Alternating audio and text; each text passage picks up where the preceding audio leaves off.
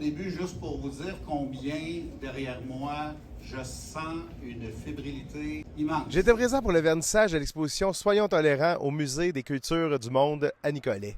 C'est 31 étudiants finissant du programme d'art de l'École secondaire Jean Nicolet qui ont réalisé cette exposition. Cette dernière s'inscrit dans le cadre d'un projet pédagogique chapeauté par les enseignants Pierre Bergeron et Paul Lachance. Je suis dans le groupe d'adoption de Pierre Bergeron. Ça a été comme une alliance entre le prof d'histoire qui est Paul Lachance et Pierre.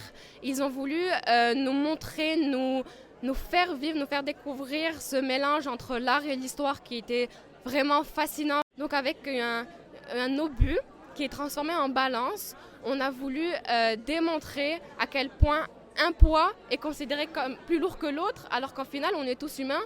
C'est pas ma couleur de peau qui va changer quelque chose. C'est ça qu'on a voulu démontrer. Donc moi, j'ai décidé de démontrer que le passé des survivants de l'Holocauste, ils les ont suivis tout le temps, tout le long de leur vie.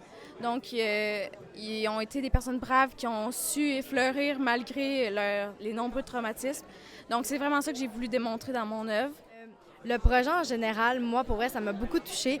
J'avoue que quand j'ai écouté la liste de Chandler pour la première fois, la liste de Chandler, j'ai vraiment beaucoup pleuré parce que je réalise que le monde agisse trop en retard. Il faudrait changer, puis il faudrait vraiment arrêter, puis que les gens s'ouvrent les yeux sur ça, justement.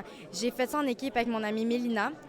Pour vrai, ça nous a beaucoup touchés. On a mis beaucoup d'efforts là-dedans. On a essayé de prendre des témoignages de 2 Ukrainiens ainsi que de 2 personnes de la liste de Chandler qui ont pu justement, on a pu réécrire leurs témoignages mot pour mot. L'exposition Soyons tolérants a eu comme privilège d'avoir comme présidente d'honneur Mme Georgette Brinberg, survivante de l'Holocauste. J'ai trouvé le musée extraordinaire, ce que les jeunes d'aujourd'hui ont fait. J'ai discuté avec pas mal de jeunes et ils sont réellement impliqués dans ce qu'ils ont fait et c'est sincère. Et je trouve que c'est une très bonne chose. Et c'est la jeunesse d'aujourd'hui qui peut changer la manière de vie que nous vivons présentement. Je pense que cette exposition devrait rester à l'année longue.